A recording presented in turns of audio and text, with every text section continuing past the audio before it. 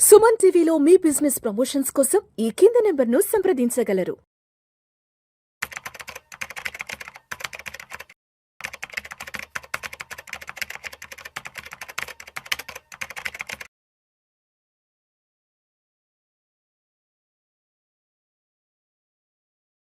నమస్కారం, నేను మీ రేవంత్ చలమల. సో ఈరోజు ఒక ప్రాబ్లం గురించి డిస్కస్ చేయాలనుకుంటున్నాను. చాలామందికి ఇది ఒక ఐ ఓపెనర్ వీడియో అవ్వచ్చు. సో ఎప్పుడు ఇల్లు అనేది ఒకటి కొంటే చాలా ప్రాబ్లమ్స్ మనకి కొని తెచ్చుకుంటూ ఉంటాము అనే విషయం గురించి మాట్లాడితే దానికి రకరకాల కౌంటర్స్, రియల్ ఎస్టేట్ పెరుగుతుంది, దానికి మనకి రెంటల్ ఈల్డ్ వస్తుంది. ఎస్, ప్రతి ఒక్క దాని గురించి ఇప్పుడు డిస్కస్ చేద్దాం. మనకి రియల్ ఎస్టేట్ ఎంత పెరుగుతుంది, రెంటల్ ఈల్డ్ ఎంత వస్తుంది, దాంతో మనం ఎలా అచీవ్ చేయాలి అని. సో ఇప్పుడు వస్తున్న యావరేజ్ ప్రాబ్లమ్స్ అంతా ఎంత, నా దగ్గరకు వచ్చే వాళ్ళ ఏజ్ గ్రూప్ అంతా కూడా యావరేజ్గా ఒక 40 years ఆ టైంలో వస్తూ ఉంటారు. అప్పుడు వచ్చిన తర్వాత then they want to plan for their future. Sir, నాకు ఫైనాన్షియల్ ఫ్రీడమ్ కావాలి, ఇంకెక్కువ కాలం వర్క్ చేయలేకపోవచ్చు, నేను కార్పస్ని అచీవ్ చేయాలి, పిల్లలు పెద్దవాళ్ళు అవుతున్నారు, వాళ్ళ ఎడ్యుకేషన్ కోసం డబ్బులు కావాలి, అండ్ వాళ్ళ మ్యారేజెస్ కోసం డబ్బులు కావాలి, అసెట్ క్రియేషన్ ఏం ప్రాపర్గా చేయలేకపోయాను, ఇలా వచ్చిన వాళ్ళు చాలామంది ఉన్నారు. సో బేసిక్గా వాటి గురించి కంగారపడి వెంటనే కొనకండి అని చెప్పగానే టక్కున వీడియో కింద వెంటనే కామెంట్స్ పెడుతూ ఉంటారు. ఏమని, నేను చాలా ప్రాపర్టీస్ కొన్నా, real estate is God. Yes, real estate is God. I don't have any problem with the real estate, but here I want to explain you. And before అంటే posting a comment, please try to understand.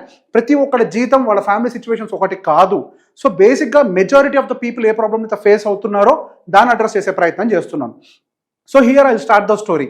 మన దగ్గర ఇద్దరు candidates ఉన్నారా అని అనుకుందాం. ఒకళ్ళు భీమ్, ఇంకొకళ్ళు Ram. So ఇద్దరు 2 different క్యాండిడేట్స్. ఒకళ్ళు వచ్చేసరికి ఒక ట్రెడిషనల్ పర్సన్.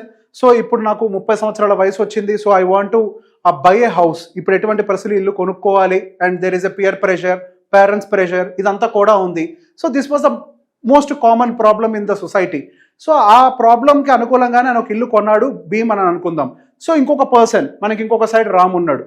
సో తను, నేను ఇప్పుడప్పుడే నేను ఇల్లు కొన్నాను, నాకు చాలా క్లారిటీ ఉంది, నాకు ఫస్ట్ ఫైనాన్షియల్ అసెట్ కావాలి, ఒక లంసమ్ అమౌంట్, అండ్ దాంతోపాటుగా ఇన్ఫ్లేషన్ వల్ల పిల్లల ఎడ్యుకేషన్ కాస్టింగ్ పెరిగిపోతుంది, వాళ్ళ మ్యారేజ్ కాస్టింగ్ పెరుగుతుంది.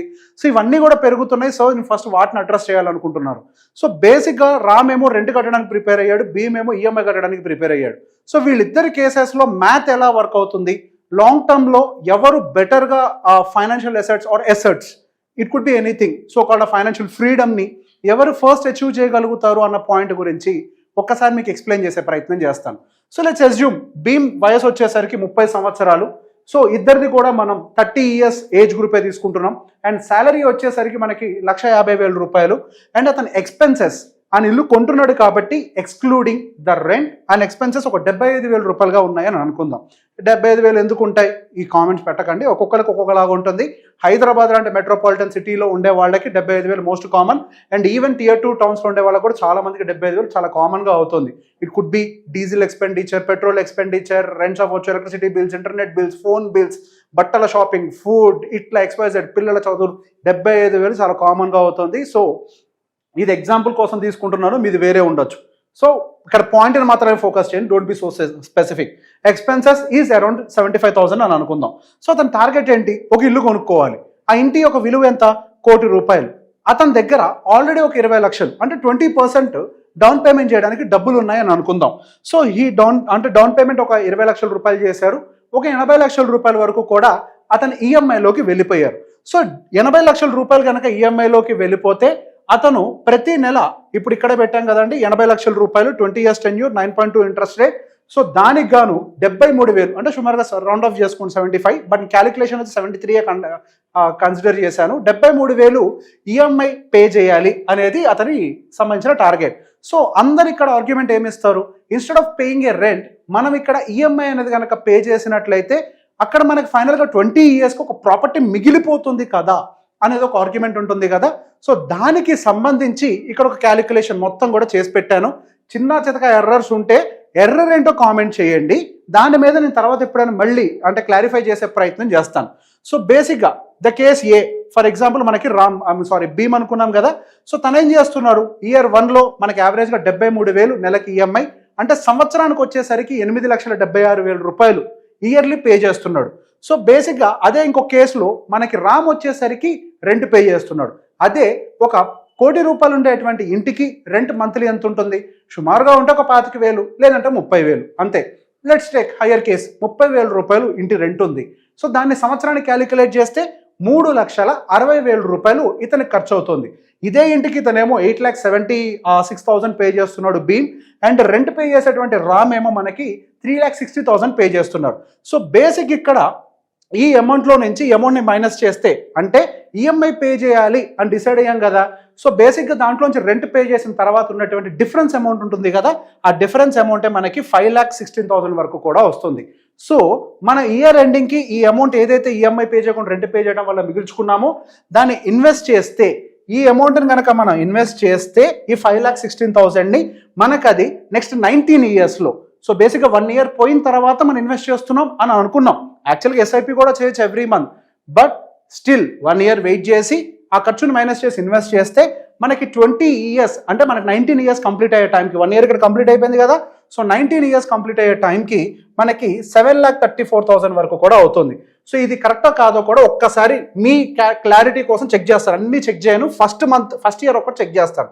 సో 5,16,000 మనము ఫస్ట్ ఇయర్ ఇన్వెస్ట్ చేసాం. 5,16,000 ఎక్స్పెక్టింగ్ ద 15% రిటర్న్, అండ్ దాన్ని ఒక 19 ఇయర్స్ పాటు మనం ఇన్వెస్ట్మెంట్ని వదిలేస్తే, and for that what we get is 73,43,000.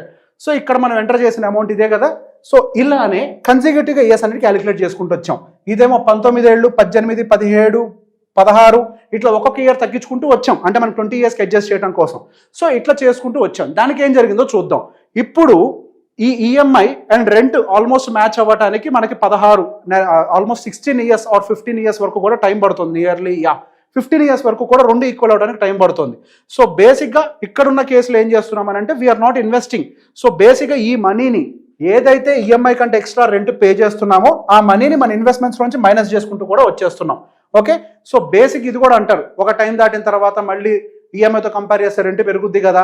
మన ఇన్వెస్ట్మెంట్లో నుంచి వాటిని కూడా మైనస్ చేస్తున్నాం. మనం ఎంతైతే చేతిలోంచి కడతామో అంతే కడతాం. So again I'm trying to explain, this is the EMI column, every month every year pay చేసేది. This is the rental column, every year calculate చేసేది. సో రెంట్ పెరుగుతుంది కదా, yes I have taken the rent increase. 7% increase తీసుకున్నాను. సహజంగా residential rental increase 5% ఉంటుంది, but for your convenience I have taken it as 7%. 7% మంద మనకి rent పెరుగుతుంది అనే క్యాలిక్యులేట్ చేసుకుంటూ వచ్చాను. That is the reason why 15 years తర్వాత ఎంతో మనకి ఈఎంఐ కంటే కూడా రెంట్ అనేది డామినేట్ చేయడం మొదలుపెట్టింది. సో ఇట్లా క్యాలిక్యులేట్ చేయడం మొదలు పెడితే టోటల్ మనం బ్యాంకుకు పే చేసేది 1,75,00,000 పే చేస్తున్నాం. అదే రెంట్ రూపంలో కనుక మనం చూస్తే దానికి పే చేసేది 1,47,00,000గా పే చేస్తున్నాం. అదేవిధంగా మనం టోటల్ ఇన్వెస్ట్మెంట్ వాల్యూ, సో ఈ డిఫరెన్స్ వాల్యూని కదా ఈఎంఐ పోను మనం ఏదైతే రెంట్ మిగులుతుందో దాన్నే కదా ఇన్వెస్ట్ చేసేది. సో బేసిక్గా దాన్ని మైనస్ అంతా పోను, రెంట్ మళ్ళీ తర్వాత ఉండే 5 సంవత్సరాలకు రెంట్ డబ్బులు ఎక్స్ట్రా ఉంటాయి కదా, దాన్ని మైనస్ చేయంగా మన 27 లక్షల రూపాయలని ఇన్వెస్ట్ చేయడం కోసం వాడుతున్నాం. సో ఏ ఇయర్కి ఆ ఇయర్ ఇన్వెస్ట్ చేస్తున్నాం. సో ఈ 27 లక్షల రూపాయలని మాత్రమే టోటల్గా ఇన్వెస్ట్ చేసింది. సో టోటల్గా ఫైనల్గా ఆ ఇన్వెస్ట్ చేసింది ఎంత, ఎక్కడ, మ్యూచువల్ ఫండ్లో 15% రిటర్న్ వచ్చే దగ్గర అందరూ అనుకునేదే యాజ్ యూజువల్ ఇన్వెస్ట్ చేసుకుంటూ వస్తే ఫైనల్గా టోటల్ యాడ్ చేసింది, రిటర్న్ వచ్చింది, ప్లస్ మైనస్ కూడా చేయంగా మనకు దగ్గర దాదాపుగా 3,38,00,000 మ్యూచువల్ ఫండ్లో అక్యూములేట్ అయింది. సో ఫైనల్ కంక్లూజన్ ఏంటి, ఇంకా ఉంది, I'll tell you. So final conclusion ఏంటో కూడా ఒకసారి మీకు ఎక్స్ప్లెయిన్ చేస్తాను. సో బేసిక్గా ఇప్పుడు భీమ్ విషయంలోకి వచ్చేసరికి మనకి ఈఎంఐ అయిపోయేసరికి మన వయసు 50 సంవత్సరాలు అవుతుంది. మన వయసు అంటే భీమ్ అండ్ రామ్కి సంబంధించిన వయసులు 50 సంవత్సరాలుగా అవుతాయి. సో 50 సంవత్సరాల వయసు వచ్చే టైంకి మనకి అపార్ట్మెంట్ రేటు పెరుగుతుంది. అపార్ట్మెంట్ యొక్క రేట్ ఎంత పెరుగుతుంది అని అంటే యావరేజ్గా 7%. అంతే, మీరు ఎక్కడైనా కానీ వెరిఫై చేసుకోవచ్చు. 7% తోటే, ఇంకా కొన్ని ఏరియాస్లో అయితే 5-4% తోటే పెరుగుతాయి. బట్ స్టిల్ మనం ఒక 7% ఇంక్రీజ్ అవుతుంది అనుకుని కన్సిడర్ చేస్తే అది 3,85,00,000గా మనకి దీని యొక్క వాల్యూ అనేది అవుతుంది. సో బేసిక్గా డౌన్ పేమెంట్ మనం దాంట్లో నుంచి ఇప్పుడు మన టోటల్ వాల్యూ వచ్చింది కదా, దాంట్లో నుంచి మనం పెట్టిన పెట్టుబడిని మైనస్ చేస్తే కదా మన ప్రాఫిట్ ఏంటో తెలిసేది. We are doing the same. 20 లక్షలు డౌన్ పేమెంట్ చేసాం, మైనస్, అండ్ ఈఎంఐ దాదాపుగా మనం 1,75,00,000 చేసాం, minus. So the net house gains మన టోటల్గా ఇంటి మీద పెట్టుబడి పోను 20 సంవత్సరాల తర్వాత ఉన్నటువంటి రియల్ గెయిన్స్ ఎంత అంటే 1,90,00,000 రూపాయలు. అదేవిధంగా రామ్ విషయంలో కనుక చేస్తే సేమ్ అదే 50 సంవత్సరాలకి ఫస్ట్ తన దగ్గర కూడా 20 లక్షలు ఉన్నాయి. ఇతనేమో అపార్ట్మెంట్ కొన్నాడు. అతను ఏం చేశాడంటే ఆ 20 లక్షల రూపాయలని లంసమ్ కింద ఒకటేసారి 20 సంవత్సరాల కోసం ఇన్వెస్ట్ చేసి పడేశాడు. ఇన్వెస్ట్ చేసి పడేసినందుకు గాను అతని దగ్గర ఆ క్యాష్ కాంపోనెంట్ 20 లక్షలు ఏదైతే ఉందో 20 ఇయర్స్ తర్వాత అది ఒకటే 3,27,00,000గా మారింది. అండ్ ఆ తర్వాత ఎవ్రీ ఇయర్ కాంట్రిబ్యూట్ చేశాడు కదా. ఇగో ఇక్కడ మిగిలిన డబ్బులు ఈఎంఐ మైనస్ రెంట్ పోని డిఫరెన్స్ అమౌంట్ అంతా ఇన్వెస్ట్ చేశాడు కదా. సో ఈ డిఫరెన్స్ అమౌంట్ ఏదైతే తను ఇన్వెస్ట్ చేశాడో ఆ ఇన్వెస్ట్మెంట్ యొక్క వాల్యూ దాదాపుగా 3,38,00,000 3,38,00,000గా మారింది. సో ఓకే, మరి ఇప్పటిదాకా ఏం చేశాడు? రెంట్ పే చేశాడు కదా, దాన్ని మైనస్ చేయమంటే అది కూడా చేసాం. టోటల్గా ఇప్పటిదాకా 1,77,00,000 రూపాయలు రెంట్ పే చేశాడు. అండ్ దాంట్లో నుంచి మరి ఇక్కడేమో ఇన్వెస్ట్మెంట్ వాల్యూ మైనస్ చేశాం కదా, ఇక్కడ కూడా ఇన్వెస్టెడ్ వాల్యూ మైనస్ చేయాలి. ఏమేమి ఇన్వెస్ట్ చేశాడు? Cash plus yearly. సో అంటే క్యాష్ అంటే ఏంటి? Down payment 20 lakhs plus 27 lakhs yearly కొద్దిగా ఏదైతే ఇన్వెస్ట్ చేస్తాడో ఆ అమౌంట్ని కూడా మనం ఇంక్లూడ్ చేసాం. సో దాన్ని ఈ రెండింటిని మైనస్ చేస్తే నెట్ గెయిన్స్ 4,70,00,000 రూపాయలుగా తేలింది. సో బేసిక్ ఇక్కడేమో మనకి నెట్ గెయిన్స్ ఇండివిజువల్లో 1,90,00,000గా తేలితే అంటే the final asset value minus invested is 1,90 lakhs అయినట్లయితే ఇక్కడ ద ఫైనల్ ప్రాఫిట్ ఎంత ఉంది అంటే 4,70,00,000గా ఉంది. ఇక్కడతో అయిపోయిందా? లేదు, ఇక్కడే అసలు ప్రాబ్లం రాబోతోంది. సో బేసిక్ 50 సంవత్సరాల వయసు వచ్చేసరికి రిటైర్మెంట్ ఇష్యూస్ అనేవి ట్రిగ్గర్ అవుతాయి. చేతిలో ఎంత క్యాష్ ఉంటే అంత కంఫర్టబుల్గా బతకగలుగుతాం. సో బేసిక్గా మనకి ఇందాక ఒక ఎస్టిమేషన్ కూడా తీసుకున్నాం. ఈ అబ్బాయి విషయంలో భీమ్ విషయంలో ఏమో ఎక్స్పెండిచర్ 75,000 ఎక్స్క్లూడింగ్ రెంట్, ఆల్రెడీ ఇల్లు కొంటున్నాడు కాబట్టి.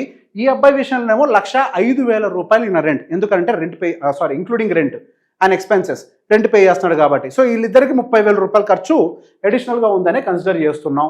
ఓకే, సో బేసిక్ ఇప్పుడు ఏం జరిగింది, మనకి ఎక్స్పెన్సెస్ కూడా పెరుగుతాయి కదా. అదే టైంకి 50 సంవత్సరాలు వచ్చే టైంకి, సో ఇక్కడే మీకు చూపిస్తున్నాను, 30 సంవత్సరాలు 50 సంవత్సరాలకి రిటైర్ అవుతున్నాడు, 15% రిటర్న్, 75,000 భీమ్ ఎక్స్పెండిచర్ రాసుకున్నాము. సో ఇక్కడికి వచ్చేసరికి ఫైనల్గా మన మంత్లీ ఎక్స్పెండిచర్ వచ్చేసరికి 2,90,000గా మారిపోద్ది. దానికోసం అబ్బాయి దగ్గర 6 కోట్ల కార్పస్ ఉండాలి. కానీ ఇక్కడ ఏం జరిగింది, అతని దగ్గర క్యాష్ ఇన్ హ్యాండ్ జీరోగా ఉంది. ఎందుకు? ఏదైతే ఆయనకు 20 ఇయర్స్ తర్వాత ఉన్నటువంటి అపార్ట్మెంట్ వాల్యూ 3,86,00,000 అది ఫిజికల్ ఫార్మ్లో ఉంది కానీ క్యాష్ రూపంలో లేదు. సో దానివల్ల అతని దగ్గర ఉన్నటువంటి క్యాష్ ఇన్ హ్యాండ్ జీరో, కానీ ఎక్స్పెండిచర్ 2,90,000 రూపాయలు. అదేవిధంగా రామ్ దగ్గరకు వచ్చేసరికి అతనికి ఎక్స్పెన్సెస్ 4 లక్షలు. ఇవ్వండి, ఇక్కడ కూడా ఆల్రెడీ చేశాను, ప్రతి ఒక్కటి ఎక్స్ప్లెయిన్ చేయలేను. ఫైనల్గా 8 కోట్లు కావాలి. ఆ అబ్బాయికి ఏమో ఎక్స్పెండిచర్ 4 కోట్లు. ఓకే, ఎక్స్పెండిచర్ 4 లక్షలు, రిక్వైర్డ్ కార్పస్ 8.5 కోట్లు. ఓకే. సో బేసిక్గా దీన్నే ఒకసారి చూడండి. ఇప్పుడు ఈ అబ్బాయి దగ్గర క్యాష్ ఇన్ హ్యాండ్ ఎంత ఉంది? ఆల్మోస్ట్ 6,65,00,000 వరకు కూడా మనకి క్యాష్ ఇన్ హ్యాండ్ అనేది కనిపిస్తుంది. అరే ఇక్కడ ప్రాఫిట్ ఏమో 4 crores అంటున్నావు, మరి ఇక్కడ ఇది ఇంత ఉంది అంటున్నావు అని ఒక కన్ఫ్యూజన్ రావచ్చు. సో బేసిక్గా ఇక్కడ ఒక చిన్న విషయాన్ని అబ్జర్వ్ చేయాలి. ఇక్కడ మనం ఇన్వెస్టెడ్ వాల్యూ మైనస్ చేసి నెట్ ప్రాఫిట్ చెప్తున్నాం. But the final value cash ఏదైతే ఇన్వెస్ట్ చేశాడో దాని యొక్క వాల్యూ 3,25,00,000 ఉంది. ఇయర్లీ కాంట్రిబ్యూషన్ ఏదైతే చేశాడో అదొక 3,38,00,000 ఉంది. సో ఫైనల్గా 2 కలిపితే క్యాష్ ఇన్ హ్యాండ్ 6,65,00,000గా తేలింది. ఆయన కావాల్సిన 8.5 కోట్లలో అట్లీస్ట్ నియర్ బై ఆ టార్గెట్ని అచీవ్ చేసే ప్రయత్నం చేసింది కేసు ఏనా కేసు బీనా, అంటే ఇల్లు కొన్నవాడా లేకపోతే ఫ్యూచర్ని యాంటిసిపేట్ చేసి నా దగ్గర భవిష్యత్తులో డబ్బులు ఉండాలి అని కోరుకునేవాడా అని అంటే డెఫినెట్గా మనకి ఈ కేసులో ఉన్నటువంటి రామ్ మనకి ఆ టార్గెట్ని అచీవ్ చేయడం అయితే జరిగింది. సో ఇక్కడతోటి పండగ అయిపోయిందా అని అంటే లేదు. 30 సంవత్సరాలకో 31 సంవత్సరం 32కో ఏదో పిల్లలు పుట్టారని అనుకుందాం. వాళ్ళ 18 ఏళ్ళు వచ్చాయనంటే హైయర్ ఎడ్యుకేషన్, దాదాపుగా వాళ్ళ హైయర్ ఎడ్యుకేషన్ ఇప్పుడు 20 లక్షల రూపాయలు మార్కెట్లో ఉంది, 20-25 అదే ₹1 కోటి వెళ్ళుద్ది వాళ్ళ హైయర్ ఎడ్యుకేషన్ వచ్చే టైంకి. ఈ అబ్బాయి విషయంలో ₹1 కూడా క్యాష్ ఇన్ హ్యాండ్ లేదు. అదే ఈ అబ్బాయి విషయంలో స్టిల్ క్యాష్ ఇన్ హ్యాండ్ ఉంది. అండ్ ఇక్కడతో అయిపోతుందా? శాలరీ ఇంక్రీజ్ అవుతుంది కదా, ఇద్దరు ఇన్వెస్ట్ చేసుకుంటారు కదా అని అంటే ఎస్, వాళ్ళు ఇద్దరు కలిసి ఇన్వెస్ట్ చేసుకుంటే మేబీ భీమ్ కేవలం పిల్లల యొక్క ఎడ్యుకేషన్ కాంట్రిబ్యూట్ చేయగలుగుతాడేమో. In the same way Ram కూడా పిల్లల యొక్క ఎడ్యుకేషన్ కాంట్రిబ్యూట్ చేయగలుగుతాడు.